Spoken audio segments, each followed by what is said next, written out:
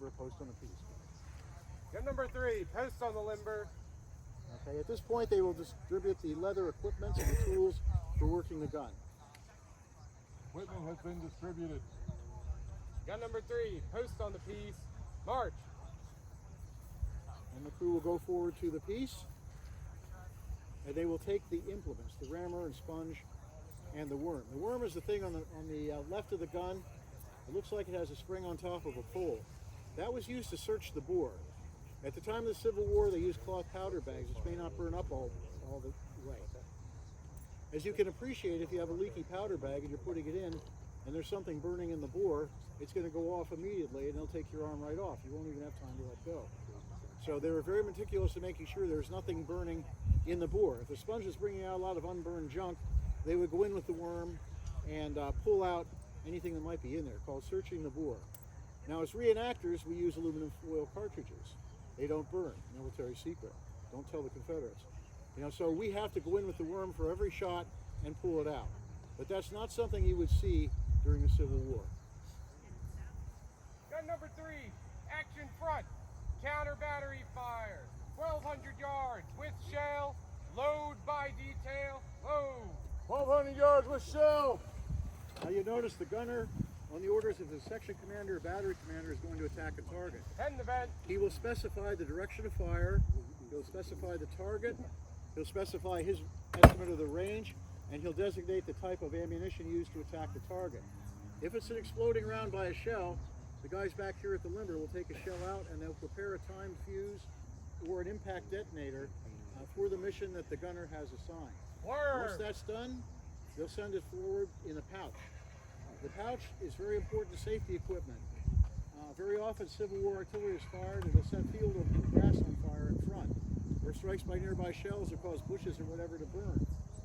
So you don't want to be carrying something like that in your hands while there's fire around. So the pass pouch will protect the round from that, and it'll also keep it from being dropped in the mud. Another thing you should know is that ammunition was in very short supply. It had to be hauled around in a horse and wagon. It's heavy. You couldn't call the helicopter and say, bring us in more ammunition. You know, so they had to make every shot count. Advance the round. After they have wormed and sponged the gunner will command advance the round. You notice the crewman moving the gun or the shell forward will stop and show the gunner what he has. If that was not what the gunner called for, he'd send it back to the limber rather than waste the round.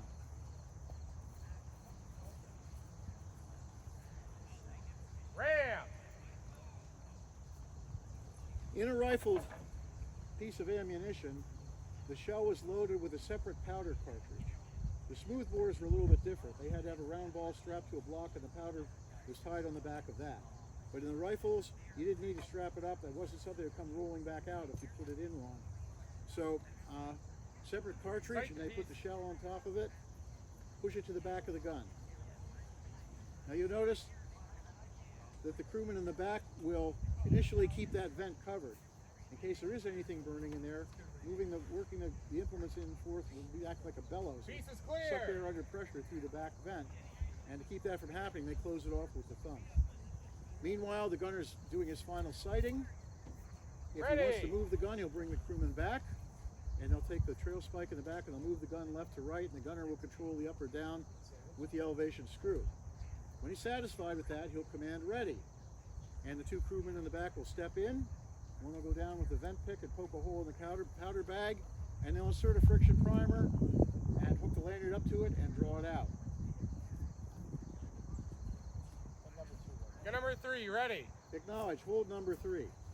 Now you'll notice that the lanyard is long enough and the crewmen are careful to be standing outside of the wheelbase. That's again, if the gun's going to recoil, they'll hit, roll back and go over a foot or hit a crewman, which is not something you want to happen. So they stand outside, and this is the moment of fire. Gunner, take charge of your piece, discharge it. Gun number 3, prepare.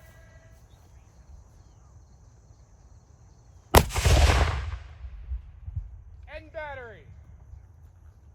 The in-battery command is, if the piece does recoil, you want to push it up as close to the starting position as you can get it, so it takes less time to sight in on the target again. If they just push it up wherever, you have to start absolutely from scratch from the sighting. But if you get it back to close to the starting position, you'll save time drawing in on the target again. Meanwhile, as I like to say, the target, if it has any sense at all, is going to react to being shot at. It's only in the movies that the Germans keep walking forward into the machine guns. Okay, here, the target's going to do something. They're going to disperse, they're going to retreat, they're going to come forward to try to take the gun, they're going to do something. And the gunner has to adjust for that. Maybe change the type of ammunition to attack it with, or change the range it's fired at. In the worst case, if they get the exact range, the battery commander would make the decision to limber up and reposition the guns. You know, so they did have canister available for short range work. We do not like to let them get that close. You know, we like to attack them further out in the field, but sometimes there's a position that has to be held at all hazards, and you're down to canister at the end. Okay, battery, load and hold. Prepare for forward fire, left to right, 2-second intervals. Report your guns ready when they're prepared.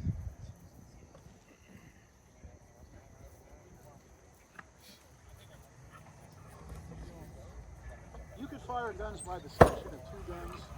You could fire by the half battery, by the full battery. You can fire by the piece, either right to left or designated pattern.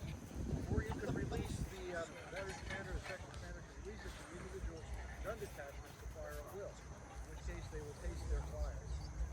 We often get asked, how many rounds a minute could these guns fire? And the answer to that is 3 or 4. But then your sighting goes way down, your safety goes way down, your sighting goes way down, everything goes into grade. So you would only do that under emergency conditions. General Henry J. Hunt, arguably the best Civil War general for artillery, made the point, gentlemen, you need to understand it is not shooting, it is hitting that we are concerned with. So as a general rule, you should fire no more than 1 round every 2 or 3 minutes, because I want you to use most of that time carefully sighting in on the target. 12 rounds at 1,000 yards, carefully aimed, will do you better than 50 rounds fired, carelessly aimed. And what's more, if you run out of ammunition, they charge you, take your gun, and you on the point of the bayonet. So you need to manage these guns and fire so that you hit your target. Gun number 4 ready. Acknowledge, hold number 4.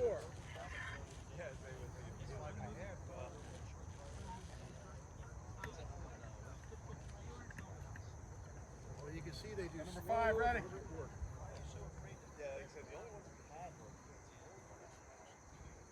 Get around.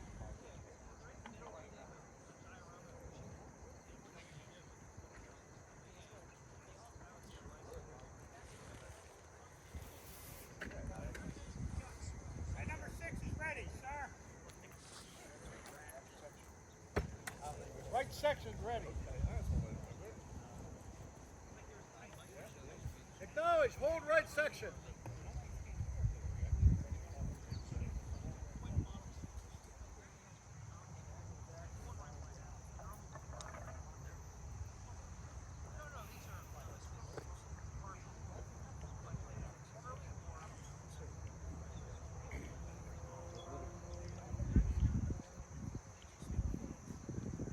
Officer on the street!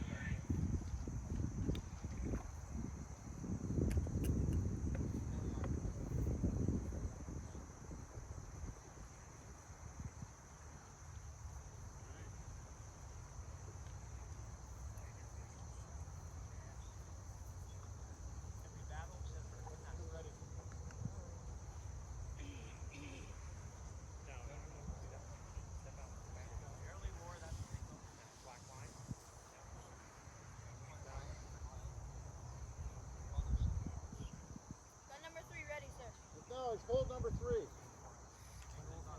Gun number 2, status. Number 2's ready.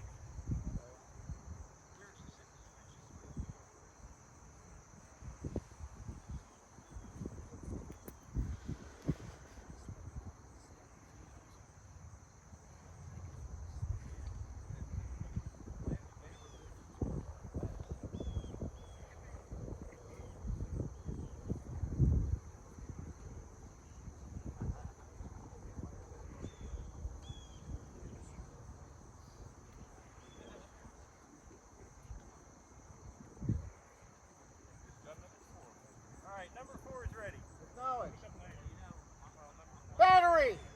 Fire counter battery. Range 1,500 yards. Prepare. From right to left. 2-second intervals. Fire!